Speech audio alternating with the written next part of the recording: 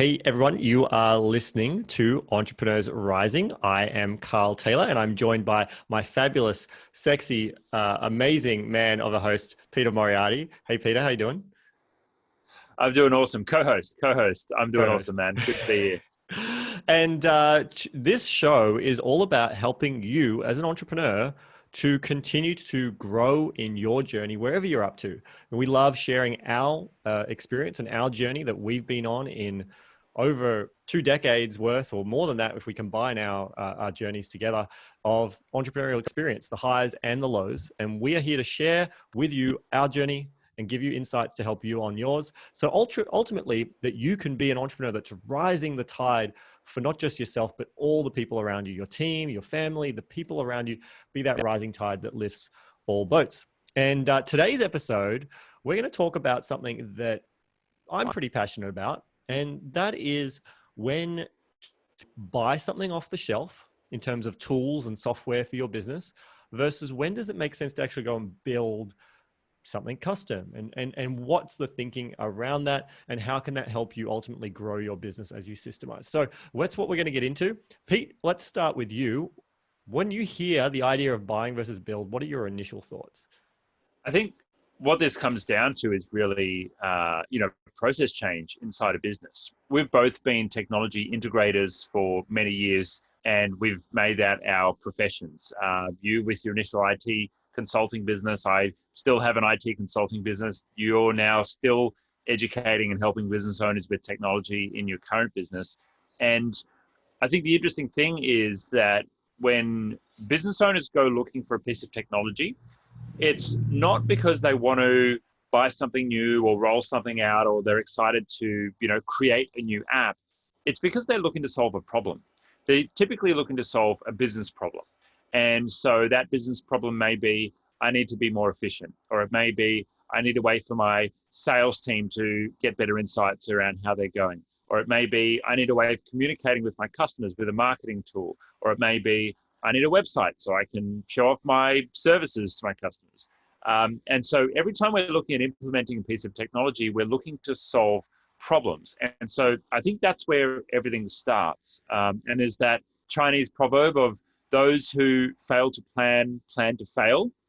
I think before you jump into, the bright, shiny object syndrome of different tools and services and options and should I go and build this thing, you've got to stop and actually do the plan. You've got to first think about, okay, well, what am I looking to achieve here? Hmm. What are my goals? What resources do I have available to me? Do I have time? Do I have money? Are there other resources that are potentially required to solve this problem? Another one to ask is, what level of competency do I have? And particularly if we're talking about building software, is that an area that you're competent in? Not just Or building even it, on the but can you even, integration side? yeah, can you project manage someone else building it? You don't have to be the coder. There's also that level of skill.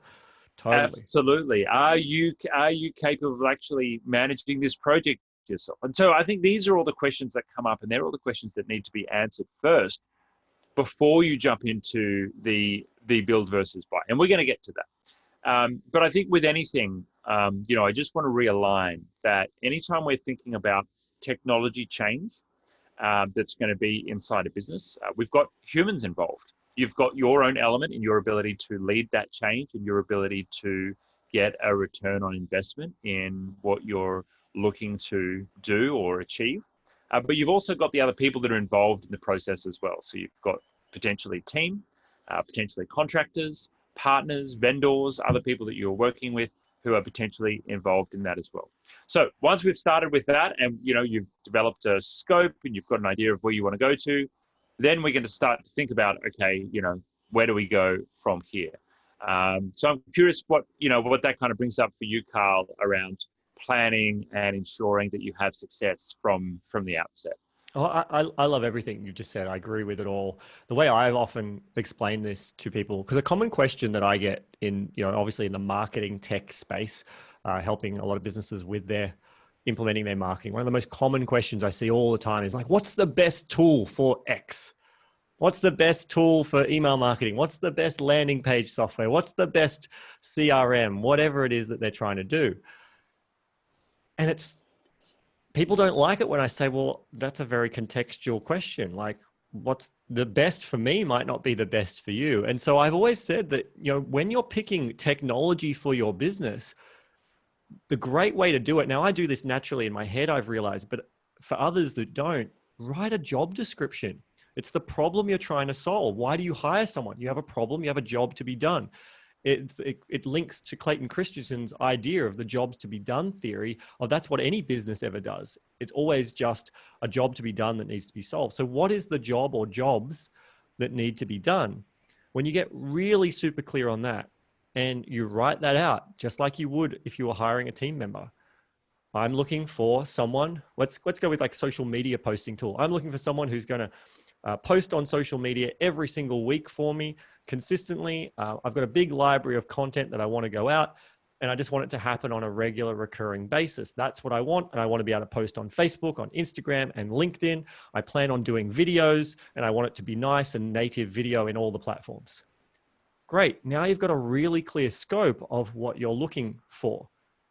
Now you can decide whether a team member solves that, a piece of technology solves that, multiple pieces of technology solve that, or a mix of team and tech. But when you get super clear on what it is you're actually trying to do, that is when you can now go, what is the solution? And then part of that might be, if there is no way of cobbling together a solution, maybe that's when you go, I'm going to build it myself because there's nothing that will give me the solution I'm looking for. And, in that same scenario, because of that scope, I know from my own personal experience that the fact that you said you wanted to be able to post video across all these platforms rules out pretty well every single automated posting tool for LinkedIn, because the automated posting tools cannot post a video. So you're going to need a human to do that piece, while you might be able to use software for the other pieces. And these are the things that you only learn once you're clear on what you want and you start digging in either yourself, or you pay an advisor, or a company like IT Genius or someone who can then kind of help you navigate, this is what I'm looking for, what's the best match to what I need. And so that's what I loved about what you're saying. Like, I think it's so true. So true. It's a problem you're solving first and foremost. And look, Carl, after helping business owners for over 10 years with choosing software, getting those pieces of software in with the actual implementation support, that process can just be as simple as a spreadsheet. You just need to identify, okay, well, what are like the 5 or 10 things that the app that I want needs to do?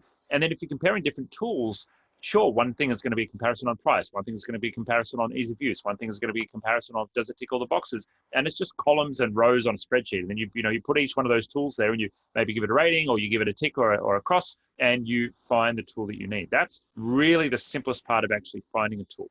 I think the interesting thing is there's a bit of a concept that I've developed around integrating and choosing software, and that is using best-in-class software versus an all-in-one, and then custom software would be a third piece, or level 3, right? And so for many businesses, they have an idea of what a business process should look like. And you have your position description of the perfect employee who can do absolutely everything, right? But as you would know, like when hiring, you can't find that perfect employee who's going to do absolutely everything for you. You only have the talent that's available and the resources that are available. And so you're going to have to find a way to get that position description to kind of fit the person that you have available in some cases. Mm-hmm. Well, software is a little bit the same.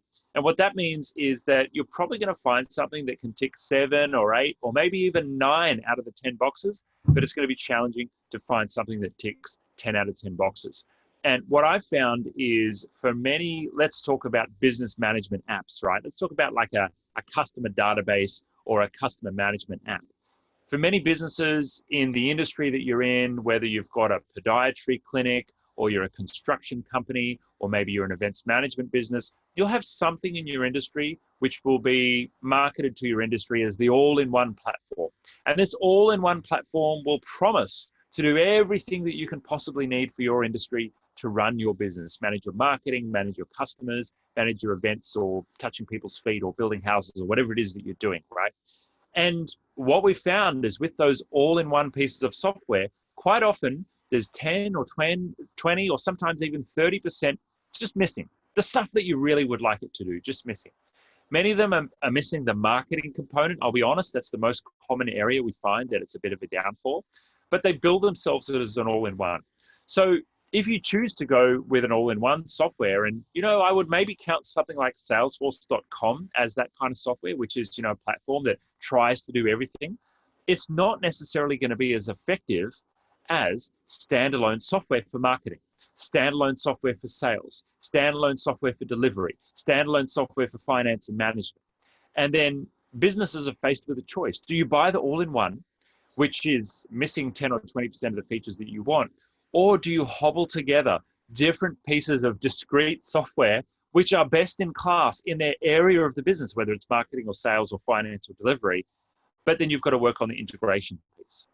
Now, the third option then is, do you build something from scratch? Do you build a completely custom solution? And that's going to come with all of its own challenges as well. And we're going to go through some of the benefits and some of the challenges. The obvious benefit is you can scope out exactly what you want, but there's also a number of drawbacks which come with it as well. So Carl, I'm going to pass over to you. You've got a bit more experience than me in actually building software, because while I'm pretty skilled at integration and I'm pretty skilled at consulting around different applications, the actual building of software is, honestly, it's not really my forte. So I've just stayed away from it. And I tend to err on the side of recommending customers stay away from it. But I know that you're a bit more of a builder than me, and you're definitely more competent in this area. So I'd love to hear from you to steer on the conversation. I think there's a few things so I fully agree with everything you've said. That whole all-in-one, best of breed is a constant conversation even in the marketing tech space that I'm in, right? Ontraport would be an example of an all-in-one. ActiveCampaign is a bit more best in breed, and then you cobble together a bunch of different things. And I personally prefer the best of breed approach. I've done the all-in-one myself, and I've gone down the best of breed class, and there are pros and cons to that. But I've also gone down the software building. And I think it comes down to understanding, as you mentioned, your ability, where you're up to, what you're prepared, or if not you individually, is there an asset in your business that has the skills to manage, to understand?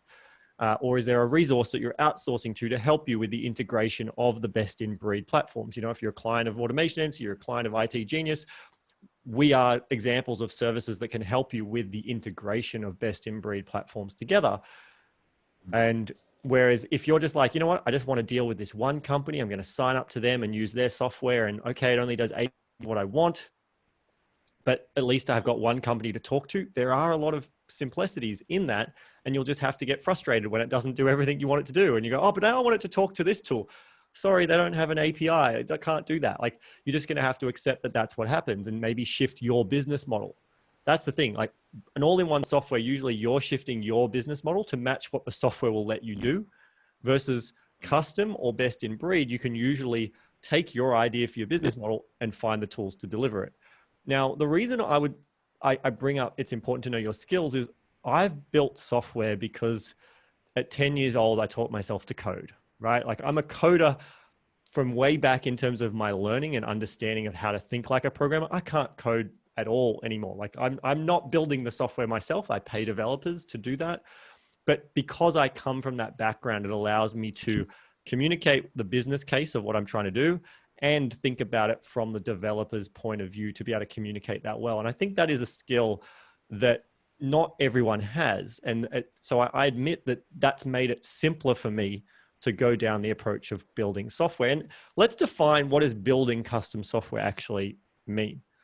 There's kind of two ways I think about it. You've got building something from scratch, completely from scratch. And then you've got kind of building, say, an add-on for an existing tool. Now, a tool that I use in my business is a tool called Freshdesk. It's a ticketing system. It's like a way of kind of managing emails that come in. It comes into this system. Now, they themselves have the ability down the side of a ticket, a conversation with someone. They've got these things, they call them Fresh Apps.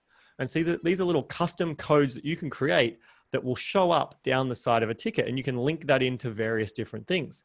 So we as a business have had numerous custom Fresh Apps developed to give us features that this software itself didn't natively have.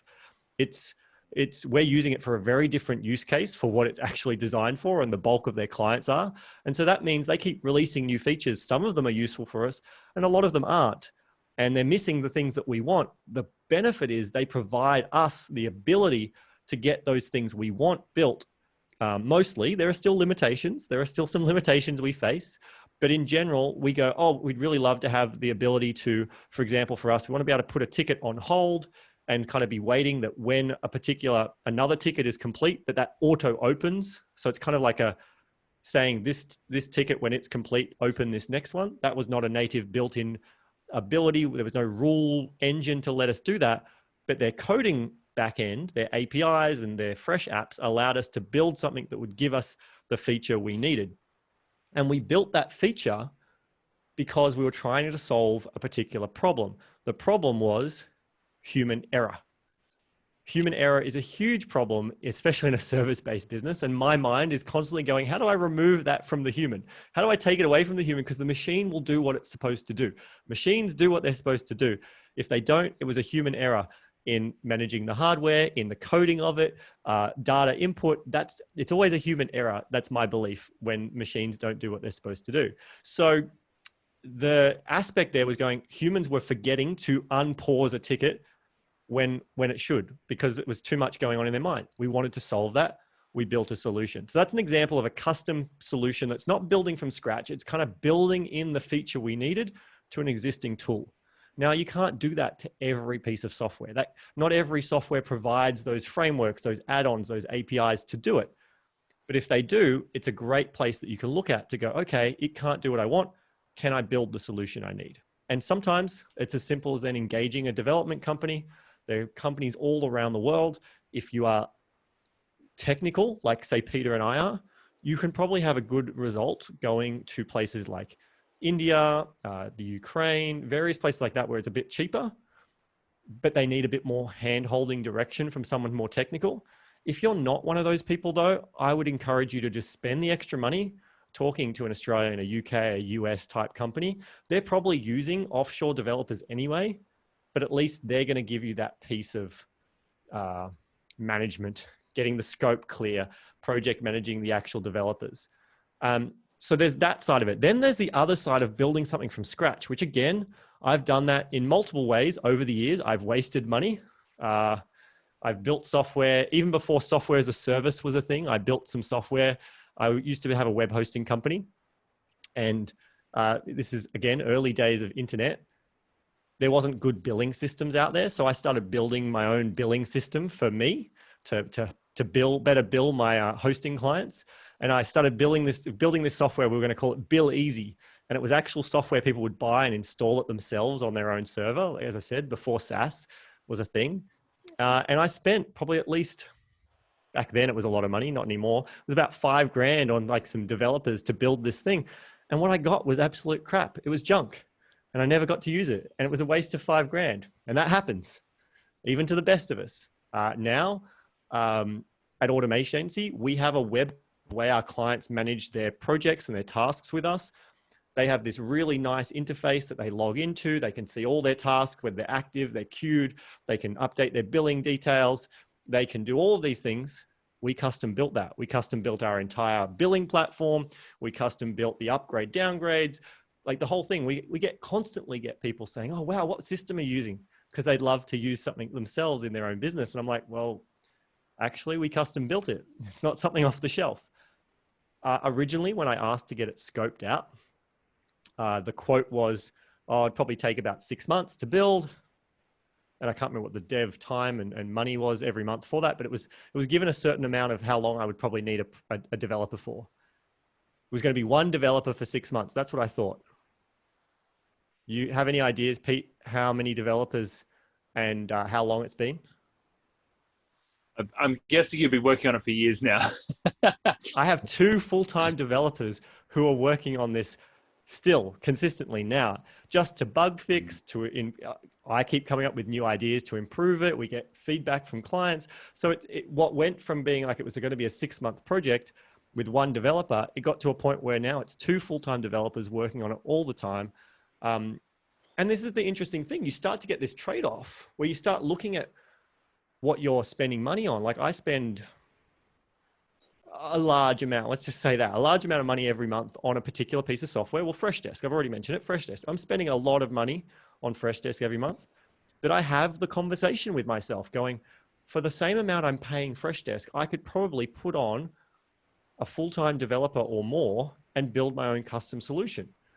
And it's the trade-off of going, well, if I do that though, there's going to be a lag time of building it to have parity of features of what I need.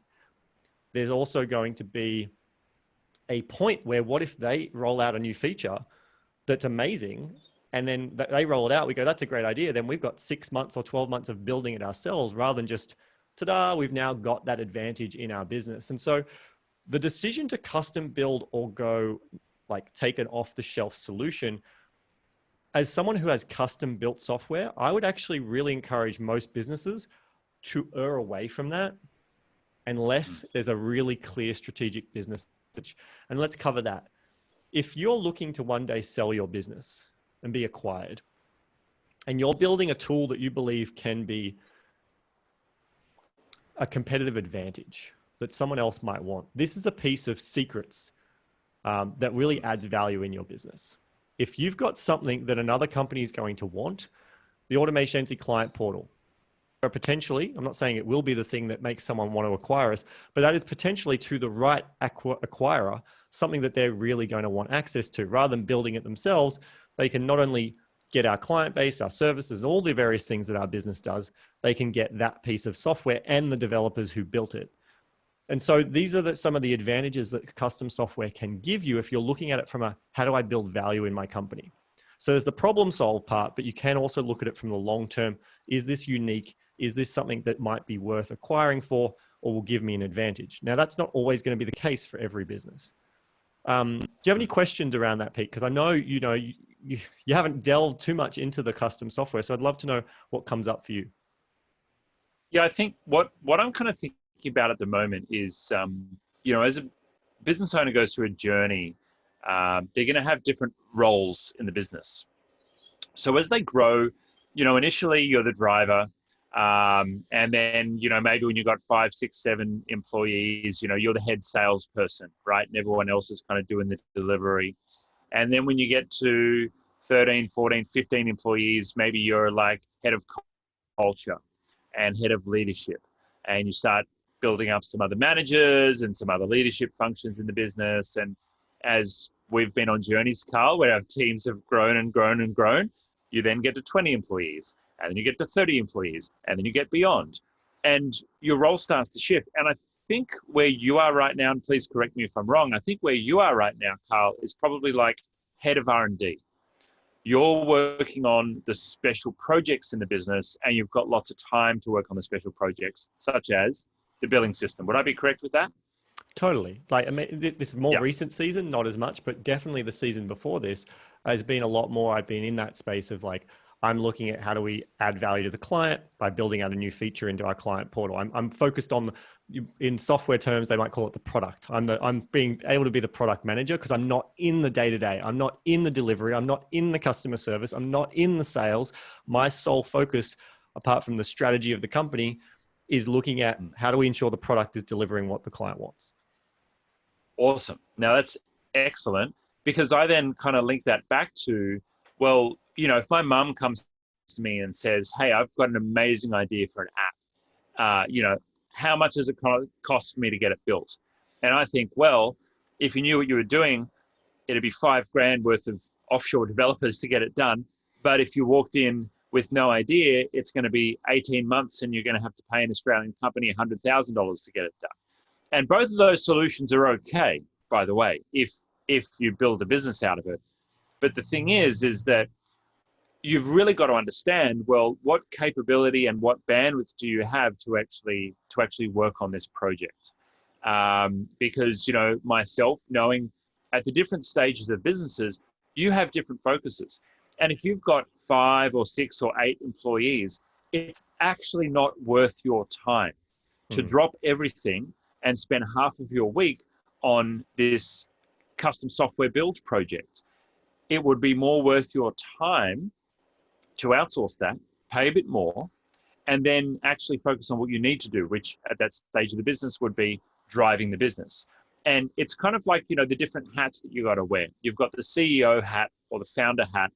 You've got the head of product hat. You've got, whether that's R&D or, whatever else you want to call it. You've got the head of customer happiness and customer delivery. You've got the head of culture. You've got the head of marketing. You've got the head of sales. You've really got to identify, well, how much can you spend in a technical role? If you've got heaps of time, then awesome. That's great. Go and get your hands dirty. And if you're going to get personal enjoyment from that. But quite often, your role may just be to be the founder, to actually draw a picture of what you want to create. Draw a really good picture, spend plenty of time scoping things out well, but then actually handing off to someone else to build it. And I'm not saying that from the bias of a company, like we don't build custom software. Sure, we build some connectors and build some dashboards here and there. But I would prefer businesses integrate. I'm all for team buy rather than team build. And I think there's a nice little bit in the middle where, you buy something which is close enough, and then you spend a bit of money integrating and getting some automations and getting things talking to each other. There's heaps of automation tools. Our concierge service happens to help businesses with that integration between different tools and getting data flowing. So that's the kind of thing where I think is easy enough to delegate to someone to take care of for you in a cost-effective manner. But building something from scratch is certainly a large undertaking. And we haven't even talked about the internal risks, like a staff member leaving or infrastructure changing, or someone changes their API and you have to start things from scratch and recode it. And you have to do maintenance for years and years and years to keep the thing running. And you have to worry about security and compliance. And, what happens if I leave a permission incorrect on a public database and someone steals my data publicly and then I get sued and I've got a, whole PR debacle. There's just so many, risks and unknowns when you jump into that kind of development. You've really got to make sure that they are accounted for when you're weighing up whether or not it's actually worth it. And I agree. And I think that's where it's like for majority of business owners, unless you're talking about, I'm trying to build a software as a service tool, right? Like that's becoming your whole business. For the majority of business owners, you're better off going, I'm going to go with an all-in-one and sacrifice, or I'm going to go best of breed and I'm going to connect things together. And maybe, as I mentioned, like the first type of custom software, I'm going to get little apps, little things that solve small problems built, custom scripts that do that one thing, rather than building a whole piece of software like my client portal. Like there are many times, like it's given us a great advantage. Clients love us. It gives a lot of things that our competitors, not that we've got heaps that do exactly what we do, but the competitors cannot deliver on because of the custom software we've built. However, there are lots of now solutions that deliver a semi-similar scenario that people have now since built software services. So someone else can start up a company and deliver something close to a same kind of client portal feel. It's not as custom, it's not as unique, but those things exist because now there are buyable solutions, which didn't exist when I was doing what I was doing.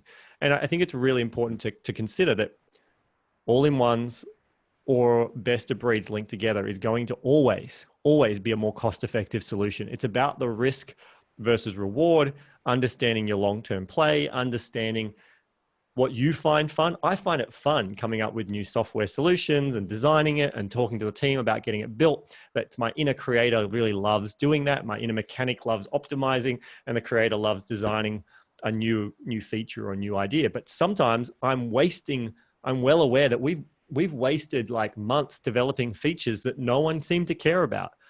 I wanted it. I thought it was a cool idea, but clients didn't really care about it. And so this is the things that can happen when you are building full-on software. And then, bugs happen, things change. And I want to share a story. You mentioned the idea of an app being $5,000 or maybe being $100,000 with an Aussie company. I had that exact same scenario happen. There was an early point in the building of the client portal. It wasn't where I needed it to be. I was frustrated, and I was like, this company I'm working through, the developers I'm using, like, it's just not getting what I need. Maybe I'm going to write off what I've spent and go and get a different development company. And I reached out to 3 development companies, a US based one, a Eastern European one, and an Australian one. Basically they looked at what I was trying to do. They said, look, we're just gonna have to throw away the code you already have. We're just going to have to start this as a fresh project. So forget what's been built. We're going to have to build it fresh. And the most expensive one I was quoted was $80,000 US. Wow. And they were going to deliver me, let's call it 1/5 of what I was ultimately looking for that 80 grand. There would then be more. Like that would give me like the minimum viable of what I needed, but 1/5 of what I was looking for. And so obviously I can't remember what the Australian company quoted me, but it was also quite high. And at the time I just did not have that kind of cash in the business, or even personally, it was like, it's not smart investment. So I decided to buckle down, went back to my existing development team, and we kind of said, let's throw away what we've got. Let's start again from scratch, but let's really think about this properly. And so I ended up building what they quoted me that 80 grand US for. I got the full fifths, not 1/5. I got the full fifth of what I wanted, and it cost me about $25,000. But I did have wasted months before, and so that is a contrast of the dollar amounts that it can cost you depending on who you're going with. And so you just have to always think about, what is the risk, what is the reward. If you truly believe you're building the next thing that a Facebook's going to want to acquire and spend $1 billion buying from you, it might very well be worth hiring, not using an offshore team, but hiring a full-time developer at, a couple of $100,000 a year to build what you're looking for. But if you're just trying to solve this tiny little problem in your business, and there's a product you can buy for $30 a month that will give you that feature, sign up to that product for $30 a month. It will give you a far higher return for your money than trying to build it, and then pay a consultant, or pay a service like Pete's concierge service or my concierge service, where a couple of $100, and they can help you then link it to your existing tool. And that will always work out as a more efficient way of getting the result you're after. I think it's worth zooming out a little bit here and just kind of looking at technology as a whole. It's really easy to want technology to tick every single box for you, and it's just not going to. You're going to have challenges whether you're buying a individual best in breed solution, whether you're buying that all in one, or whether you're doing something completely custom. You're always going to have downsides, challenges, things that aren't working. Can we also mention here, I think it's important here to cover that downsides and the problems will also ebb and flow. The number of times I've seen someone who's using a tool, and all of a sudden they go, their support's terrible, there's all these bugs in it, it's a crap tool, I'm leaving. And they go and leave for this other tool because it's going great. And then a year down the track, 2 years down the track, that tool now blows up in terms of user base or whatever. So now they've got bugs, they've got problems, while the tool you left is now, they've solved those problems.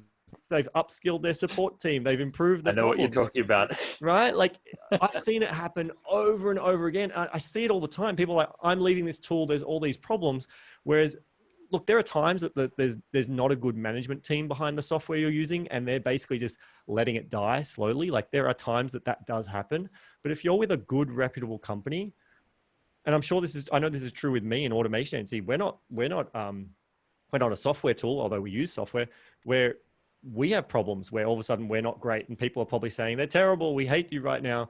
And that sucks, but we're aware of the problem, we fix the problem, and then we're amazing again. And if you bail in those moments with those software companies, the switching costs to switch tools can actually cost you far more. So does the tool solve the problem? How long are you willing to put up with whatever the problem is to give them time to fix it? And if the answer is, I can't give them any time, okay, but there'll be a switching cost. But I think it's important to note that those highs and lows will happen numerous times. You pick a software tool, if you're with it for 10 years, you will probably have at least 3 or 4 times in that journey where you're going, this software sucks, it doesn't do what it's supposed to do. Is your experience, Pete? Yeah. Oh, many times. And I want to talk about business. Technology is just a tool in the business, but there are so many other tools that you have. You have your employees, although hopefully they're not tools. You've got the vendors, the suppliers, but you've got the processes inside the business. You've got the culture inside the business as well. Now, using technology for a process is useful, but you also have to remember that you've got people running that process as well. And so if you have a technology tool that is not ticking all the boxes for you, well, then maybe a person can make up for that. Maybe an automation can make up for that. Maybe someone doing something once a week can make up for that. Maybe an international outsourced staff member can make up for that technology tool not working. We talk a lot about technology because we're geeks and we love tech and we run technology-based businesses, and that's who we are. But I want to be really careful that technology is just used as a magical unicorn, magic potion that just solves every problem like waving a magic wand. That's not what tech is. Tech is just a piece of the puzzle. If you think about your business like a machine, it's just a number of cogs in the machine, and there's many, many much broader ways that you need to work on and focus on to make sure the business is working. So don't worry about finding the perfect tool. It doesn't exist. Don't worry about building the perfect tool. It doesn't exist. And focus more on the business and the return on investment that you're going to get for the time, the energy, the money, the resources that you're investing in your technology, and you're going to be likely to do better. I think it just goes back to what we talked about at the beginning of this episode. If you get really clear on what is the job to be done, what is the problem you're trying to solve? If existing software is solving half of the problem and it's not doing the whole amount, then you look for what are the solutions I can do to add on to my existing tool. Rather than replacing that tool initially, what are the add-ons? People or other tech or little custom script that I can pay someone to develop for me that will solve that little problem before you go and replace the entire cog of that part of the process. I think it all comes down to being so clear on what's the problem you're truly trying to solve, and then you find the best match of tech and team to do that. Awesome. That's it for this episode, guys. You can head along to rising.show for all of our back episodes. Check out the recordings, check out the show notes for any of the tools that we mentioned in this show. And of course, we would love you to please leave us an honest review of what you think of the show. Leave that on your favorite podcasting service, or you can drop us a message via our Facebook page. We'd love to connect with you. Carl, thanks so much for joining me for another episode. Great to hang out with you as always. My pleasure. And thanks for listening to our great combos. See you later, guys. Take care.